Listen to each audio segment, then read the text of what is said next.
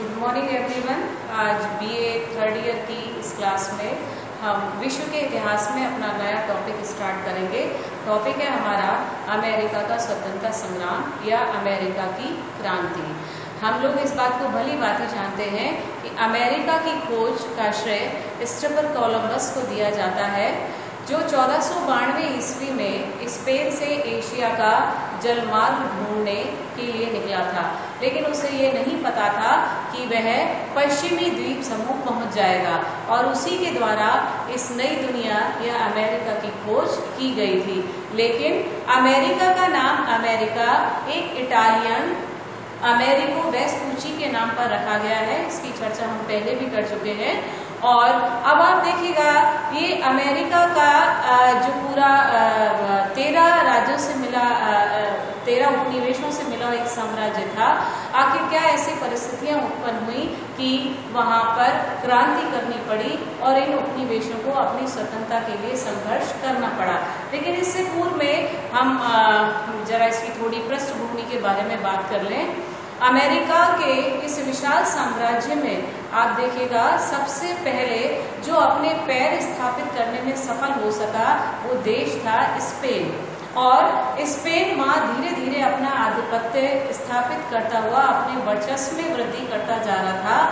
तभी उसकी इस बढ़ती हुई प्रगति को देख करके इंग्लैंड की महारानी एलिजाबेथ ने भी इस दिशा में अपने कदम उठाए और इंग्लैंड जैसे साम्राज्यवादी देश को यह रास भी नहीं आ रहा था कि स्पेन अमेरिका में अपने वर्चस्व में वृद्धि करे। और उसकी इसी प्रगति को रोकने के उद्देश्य से भी इंग्लैंड इस दिशा में आगे आया और कुछ ही समय में आप देखिएगा स्पेन की उस प्रगति को अवरुद्ध करने में इंग्लैंड को कामयाबी मिली। अब देखिए, यहाँ पर हम बात करते हैं कि एलिजाबेथ के द्वारा सर्वप्रथम हम्फ्री गिलबर्ट, एलिजाबेथ के द्वारा सर्वप्रथम हम्फ्री गिलबर्ट को यह आदेश दिया गया कि दूर दूर तक जितने भी राज्य हैं और जहां किसी ईसाई राजा का अधिकार नहीं है, उन सभी राज्यों पर अपना एकाधिकार स्थापित कर ले। आप देखिए, जो गिलबर्ट था इस दिशा में वो अपना कार्य कर रहा था, लेकिन कुछ ही समय के पश्चात उसकी मृत्यु हो गई और उसके इस कार्य को आगे बढ़ाने का जो कार्य किया वो कार्य किया गया उसकी वाटर रेले, सर वाटर रेले जो थे, उन्होंने गिलबर्ट के इस कार्य को आगे बढ़ाया। और इसमें आप थोड़ा सा नोट भी करेंगे, रेले द्वारा सेंट लॉरेंस नदी और दक्षिण में फ्लोरिडा के बीच के प्रदेश सेंट लॉरेंस नदी और फ्लोरिडा के बीच के प्रदेश में अंग्रेज बस्ती बसाने की अनुमति दी गई और इस क्षेत्र का नाम वर्जीनिया रखा गया। इस क्षेत्र का नाम वर्जीनिया रखा गया। 1585 से 1587 के मध्य अंग्रेजों ने उत्तरी कैरोलिना के तट पर बस्ती बसाने का भी असफल प्रयास किया था। इसके बाद आप देखिएगा, 1606 ईस्वी में इंग्लैंड के राजा जेम्स प्रथम ने लंदन और प्लीमथ की कंपनियों को यह अनुमति दी कि कुछ निश्चित प्रदेशों में उपनिवेश बसाए और लाभ के लिए व्यापार करें। अब देखिए, यहाँ पर पूरा समर्थन जो ब्रिटेन का राज्य था वहाँ के राजाओं के द्वारा अमेरिकी उपनिवेशों में विस्तार करने या अमेरिकी क्षेत्रों पर अपना आधिपत्य स्थापित करने में पूर्ण रुचि ली जा रही थी। और यही कारण है कि धीरे धीरे आप देखिए कि इस अमेरिका के पूरे साम्राज्य में अंग्रेजों का विस्तार इतना तीव्र गति से हुआ कि कुछ ही समय में संपूर्ण भूभाग जो था वो अंग्रेजों के आधिपत्य में आ गया था। इसमें आप लिखिएगा, 1607 ईस्वी में कप्तान क्रिस्टोफर न्यूपोर्ट के नेतृत्व में क्रिस्टोफर न्यूपोर्ट के नेतृत्व में 120 अंग्रेज वर्जीनिया के क्षेत्र में जेम्स नदी के किनारे जेम्स टाउन बसाने में कामयाब हुए। इसके बाद आप देखिएगा धीरे धीरे ये विस्तार आगे बढ़ता जा रहा था और 1681 ईस्वी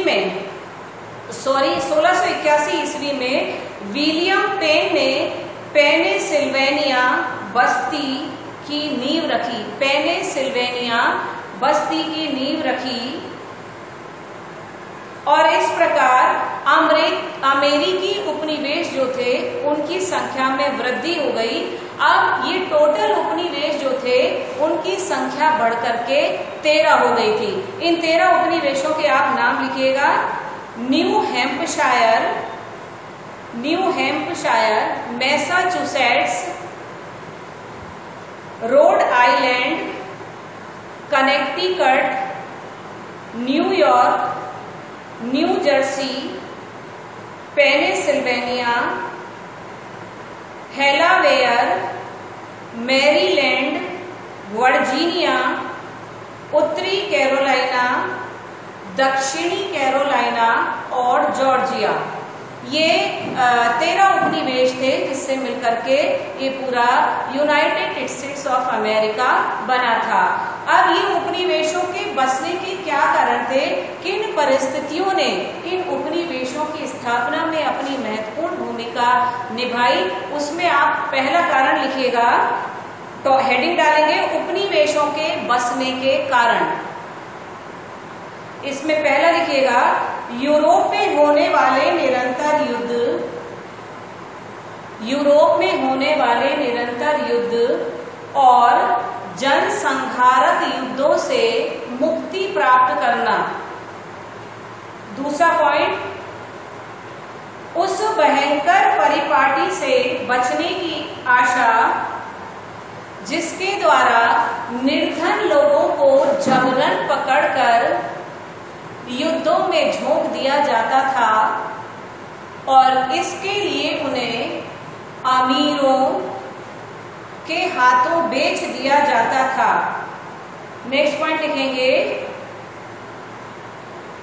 इन लोगों को यह आशा थी कि नए उपनिवेशों में शांति और ईमानदारी से अपना जीवन यापन करने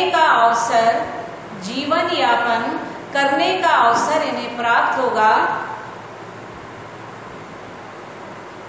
अब देखिए ये पॉइंट्स हैं जिनकी वजह से ये उपनिवेशों की स्थापना में महत्वपूर्ण सफलता मिली या महत्वपूर्ण सहयोग प्राप्त हुआ। आप देखिए इंग्लैंड के अंदर जनरली जो निर्धन वर्ग के लोग थे उनको जबरन पकड़ करके युद्धों में संलग्न कर दिया जाता था, झोंक दिया जाता था। साथ ही साथ आप देखिएगा एक निरंतर लंबे समय से चली आ रही अशांति और युद्धों का दौर वो इंग्लैंड में देखने को मिला था, क्योंकि हर यूरोपीय राष्ट्र आप देखिए अपने अपने साम्राज्य विस्तार और उपनिवेशों में वृद्धि के कारण एक दूसरे को युद्ध के लिए बार बार ललकार रहा था। तो युद्ध की स्थिति यूरोप के अंदर हमेशा बनी रहती थी। तो ये जो नए उपनिवेशवासी थे उन्हें ये उम्मीद थी कि यदि हम इन नए उपनिवेशों में बसेंगे तो संभवतः अभी तक जिस अन्याय और अत्याचार को, जिस अशांति और अराजकता को हम झेल रहे हैं, संभवतः उससे हमें जीवन पर्यंत के लिए मुक्ति प्राप्त हो जाएगी। और उनकी इसी आशा ने इन उपनिवेशों को बसने में अपनी महत्वपूर्ण भूमिका अदा की थी। इसके बाद आप लिखिएगा क्रांति के कारण। कौन से ऐसे कारण थे जिन्होंने अमेरिकी क्रांति में अपनी महत्वपूर्ण भूमिका निभाई थी। इसमें सबसे पहला पॉइंट आप लिखिएगा उपनिवेशों में इंग्लैंड के प्रति प्रेम का अभाव। उपनिवेशों में इंग्लैंड के प्रति प्रेम का अभाव। अब देखिए ये प्रेम और अपनापन जो था ये उपनिवेशों में इंग्लैंड के प्रति कम क्यों था, क्योंकि इन्होंने वहां पर अपने साथ कभी भी न्याय होते हुए नहीं देखा था। इन्होंने वहां स्वतंत्रता पूर्वक कभी जीवन यापन नहीं किया था, ना इन्हें प्रशासन की ओर से कभी कोई सुविधा प्राप्त होती थी और ना ही कभी इनकी इन्हीं मांगों को लेकर के प्रशासन इनकी सहायता करता था या प्रशासन इनके प्रति उत्तरदायित्व होता था। इसलिए अपने प्रति हुए इस भेदभाव को लेकर के ये लोग जो थे वो काफी दुखी थे और इंग्लैंड से उनको किसी प्रकार का लगाव नहीं था। वह स्वयं ये चाहते थे कि किसी तरह से उन्हें यहाँ से मुक्ति मिल जाए और वह किसी दूसरे स्थान पर जाकर के अपना शांति में समृद्ध जीवन जीने की उनको स्वतंत्रता प्राप्त हो सके। इसलिए ये जो उपनिवेश में बसने वाले इंग्लैंड के निवासी थे, आप देखिए इन उपनिवेशों में जो ज्यादातर लोग आए थे वो सब इंग्लैंड से ही आए थे, आप कह सकते हैं वो इंग्लैंड के ही निवासी थे। लेकिन इसके बाद भी उन्हें इंग्लैंड से कोई लगाव नहीं था, क्योंकि इन्होंने अपने अभी तक के जीवन में कभी भी इंग्लैंड में रहते हुए सुख और शांति प्राप्त नहीं की थी और इसी कारण से ये इंग्लैंड से दूर रहना अधिक पसंद करते थे और इन्हें इंग्लैंड से कोई लगाव नहीं था। दूसरा आप देखिएगा, अगला पॉइंट लिखेंगे चारित्रिक भिन्नता। चारित्रिक भिन्नता, इसमें आप एक कोटेशन लिखिएगा। इतिहासकार ट्रेवेलियन ने लिखा है कि इतिहासकार ट्रेवेलियन ने लिखा है कि जहां अंग्रेज समाज पुराना था, जहां अंग्रेज समाज पुराना था उसमें पेचीदापन और कृत्रिमता आ चुकी थी, उसमें पेचीदापन और कृत्रिमता आ चुकी थी। यहाँ अमेरिकी लोग अभी नए नए और सरल थे। उन्होंने अपनी सारी पूर्व धारणाओं और रीति रिवाजों को त्याग कर नया जीवन अपनाया था, नया जीवन अपनाया था और अब वे अमेरिकी बन चुके थे और अब वे अमेरिकी बन चुके थे। इसके साथ साथ आप देखिएगा जो यहाँ पर भी दो थे, एक वर्ग वो था जो प्लूरिटिन थे और दूसरा कैथोलिक चर्च इंग्लैंड के अंदर विश्वास करता था। तो यहाँ पर चारित्रिक भिन्नता जो थी वो भी स्पष्ट रूप से देखने को मिलती है, जैसा कि ट्रेवेलियन ने भी अपने कोटेशन से इस बात को स्पष्ट करने का प्रयास किया है कि दोनों के अंदर काफी हमें भिन्नताएं या असमानताएं देखने को मिलती हैं, जो दोनों को एक साथ रहने पर सिर्फ संघर्ष की स्थिति उत्पन्न कर सकती हैं, ना कि उनको शांतिपूर्ण जीवन जीने के लिए विवश कर सकती हैं। तो इस चारित्रिक भिन्नता ने भी इन उपनिवेशों में रहने वाले अमेरिकियों को अपनी स्वतंत्रता के लिए संघर्ष करना या क्रांति करने के लिए विवश कर दिया था। नेक्स्ट पॉइंट आप लिखिएगा, उपनिवेशों का स्वतंत्रता प्रेम। उपनिवेशों का स्वतंत्रता प्रेम, अभी स्वतंत्रता प्रेम किस रूप में था? आप देखो, लंबे समय तक ये लोग इंग्लैंड में रह करके एक तरह से परतंत्र जीवन जीते आए थे। अपनी इच्छाओं के अनुसार इन्होंने कभी भी जीवन यापन नहीं किया था। साधारण सी साधारण बातों के लिए भी इन्हें बंदिश में जीवन जीना पड़ रहा था। तो अब ये जब इंग्लैंड से दूर जाकर के इनको बसाया गया था तो ये अपनी स्वतंत्रता को पुनः प्राप्त करना चाहते थे और एक ऐसी शासन व्यवस्था को स्थापित करना चाहते थे जो इनकी स्वतंत्रता का हनन नहीं करे। इसलिए ये जनतंत्र या लोकतंत्र में विश्वास करते थे ताकि इनकी जो स्वतंत्रता है, व्यक्तिगत स्वतंत्रता है, वो बनी रहे और उन्हीं स्वतंत्रताओं के साथ ही अपना जीवन यापन करे। तो अपनी स्वतंत्रता के लिए भी या अपना नेचर स्वतंत्रता प्रिय बनाए जाने के बाद इन्होंने अपने आप को स्वतंत्र रखने के लिए इंग्लैंड के विरुद्ध इस क्रांति का आह्वान किया था। नेक्स्ट पॉइंट आप लिखिएगा, दोषपूर्ण शासन व्यवस्था। दोषपूर्ण शासन व्यवस्था, अब देखिए यहाँ पर उपनिवेशों की शासन व्यवस्था जो थी वो भी दोषपूर्ण पाई गई थी। जो संपूर्ण शासन व्यवस्था है उसको 3 भागों में बांटा गया था। पहला आप लिखेंगे गवर्नर, गवर्नर, दूसरा आप लिखेंगे गवर्नर और उसकी कार्यकारिणी समिति, गवर्नर और उसकी कार्यकारिणी समिति,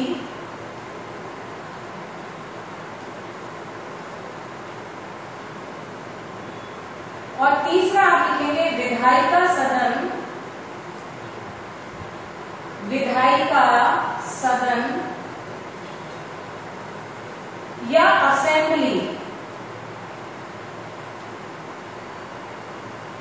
अब देखिए तीनों जो थे वो शासन के महत्वपूर्ण अंग थे, लेकिन इन तीनों में जो संबंध होना चाहिए था, जो आपसी सूझबूझ से कार्य करने की परिपाटी होनी चाहिए थी, उसका हमें पूर्णतः अभाव देखने को मिलता है। जहां आप देखिएगा गवर्नर और उसकी कार्यकारिणी समिति, ये दोनों जो थे वो सम्राट के प्रति उत्तरदायी होते थे, जबकि हम विधायिका सदन या असेंबली में देखें जहां पर जनता के चुने हुए नागरिक होते थे, ये इन दोनों का पहले जो प्रशासन के भाग थे इनका उत्तरदायित्व विधायिका के प्रति होना चाहिए था, लेकिन इन दोनों का उत्तरदायित्व सम्राट के प्रति था।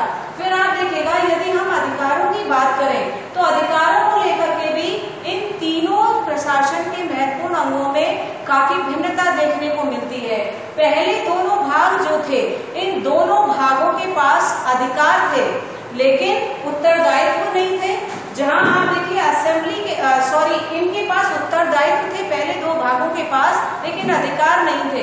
वहीं जो हमारा तीसरा महत्वपूर्ण अंग था विधायिका या असेंबली का, इसके पास अधिकार तो थे लेकिन उत्तरदायित्वों का अभाव था। तो ऐसी कंडीशन में आप देखिएगा जैसे गवर्नर और उसकी कार्यकारिणी समिति के जो सदस्य हैं उनका जो वेतन तय किया जाना था उसका उत्तरदायित्व विधायिका के ऊपर होता था, और कई बार इनकी डिमांड के अकॉर्डिंग उनके वेतन में वृद्धि नहीं की जाती थी, क्योंकि इसमें जनता के चुने हुए सदस्य होते थे और इस पर उत्तरदायित्वों का अभाव था, जबकि इस पर उत्तरदायित्वों का भार ज्यादा दिया जाना चाहिए था। तो इस कंडीशन में पूरी जो प्रशासन का ढांचा है वो काफी डामाडोल था, और इस प्रशासनिक अव्यवस्था के कारण उपनिवेश निवासियों को काफी कठिनाइयों का सामना करना पड़ रहा था। उनके अधिकार, उनका जीवन यापन, सब कुछ भी बात जो थी वो निश्चित नहीं थी। इस दशा में अपने लिए एक बढ़िया प्रशासनिक व्यवस्था के उद्देश्य से इन उपनिवेश वासियों ने अपनी स्वतंत्रता के लिए क्रांति की या संघर्ष किया।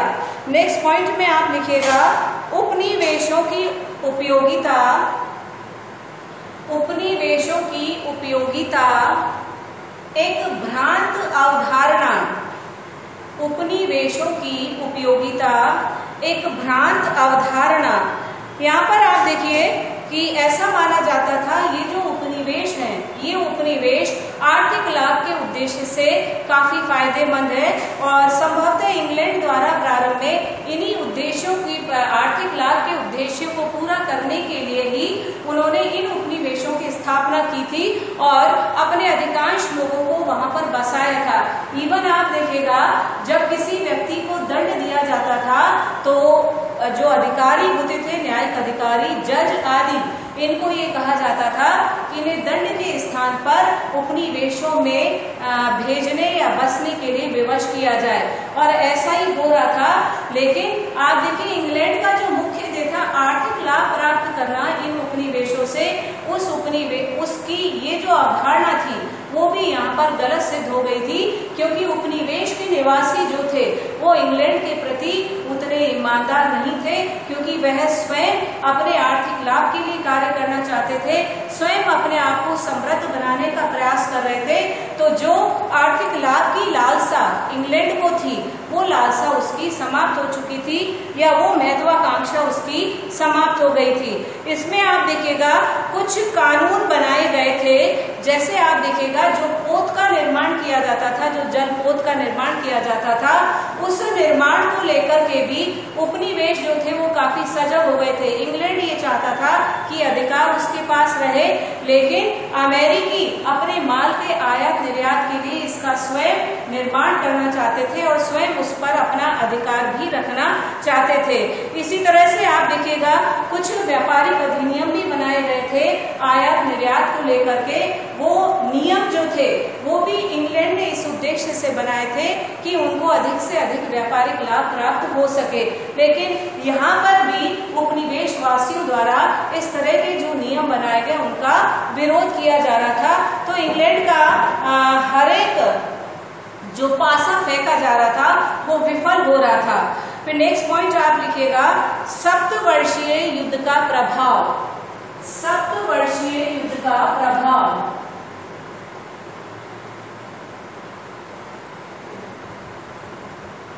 सप्तवर्षीय युद्ध आप जानते हैं अमेरिका और फ्रांस के बीच भारत में भी बहुत प्रतिस्पर्धा रही थी।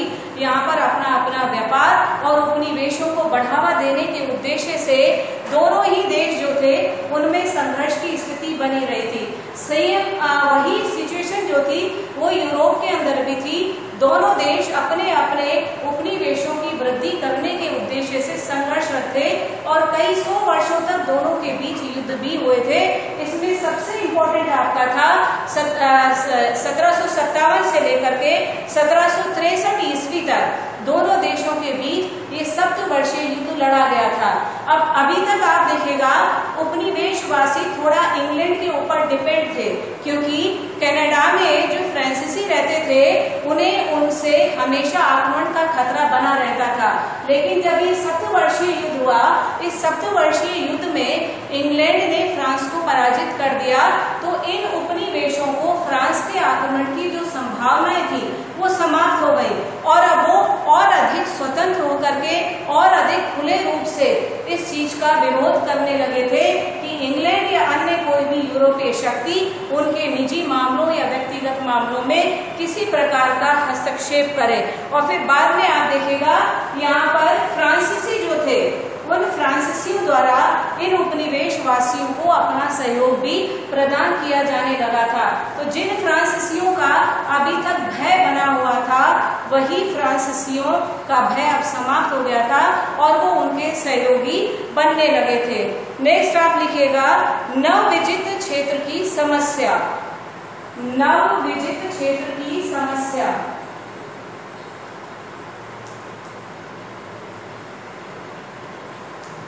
अभी नवविजित क्षेत्र कौन से थे? अभी तक अमेरिका के जिन क्षेत्रों पर फ्रांसीसियों का आधिपत्य था, अब वो सारा क्षेत्र इंग्लैंड के अधिकार में आ गया था और इंग्लैंड के पास एक विशाल भूभाग इकट्ठा हो गया था।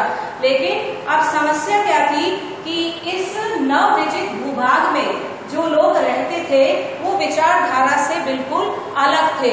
उनमें आप देखिएगा जैसे रेड इंडियंस जो थे वो रेड इंडियंस फ्रांस के प्रति अपनी अच्छी भावनाएं रखते थे और फ्रांसीसियों से उनको लगाव था।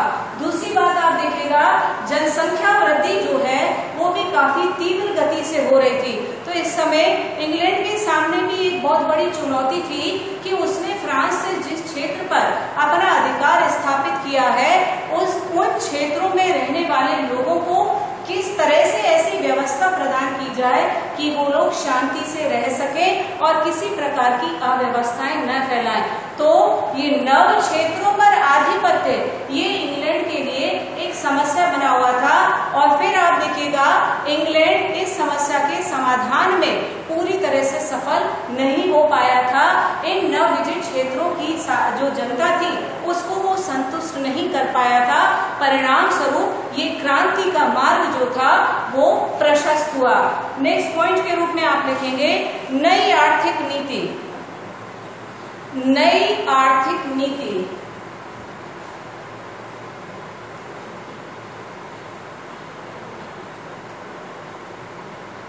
अब पुनः एक बार वही बात मैं दोहराती हूँ कि इंग्लैंड द्वारा अपने आर्थिक लाभ के लिए समस्त प्रयास किए जा रहे थे और उन्हीं प्रयासों के तहत इन उपनिवेशों के लिए एक नई आर्थिक नीति का गठन किया गया था।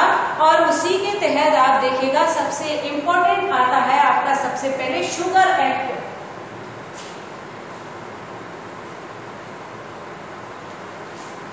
इंग्लैंड द्वारा अपनी इस नई आर्थिक नीति के तहत सर्वप्रथम शुगर एक्ट बनाया गया था 1764 ईस्वी में।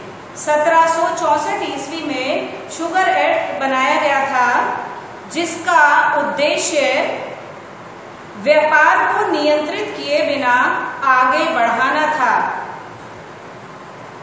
व्यापार को नियंत्रित किए बिना आगे बढ़ाना था।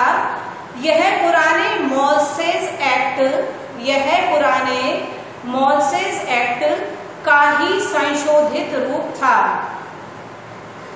इस एक्ट के अनुसार विदेशी रम के आयात को बंद करना और सभी स्थानों से आए शीरे पर साधारण कर लगाना और शराब, रेशम, कॉफी तथा अनेक विलास सामग्रियों पर भी कर लगाना था और इस एक्ट को बड़ी सख्ती के साथ लागू करना था। किंतु आप देखिएगा, यद्यपि ब्रिटिश गवर्नमेंट के द्वारा इस शुगर एक्ट को सख्ती से लागू करने का आदेश दिया गया था, लेकिन अमेरिकी उपनिवेशों की जनता ने कुछ ही समय में इस एक्ट की धज्जियां उड़ाना प्रारंभ कर दिया था। तो जिस उद्देश्य को लेकर के ये एक्ट बनाया गया था, बिना किसी नियंत्रण के या व्यापार को नियंत्रित किए बिना व्यापार में वृद्धि करना, उसमें उसको लाभ नहीं मिल पाया था या सफलता नहीं मिल पाई थी। आज की इस क्लास में हम इतना ही करेंगे, बाकी जो इसके एक्ट्स हैं उसको हम नेक्स्ट क्लास में करेंगे। तब तक के लिए धन्यवाद। Thank you very much.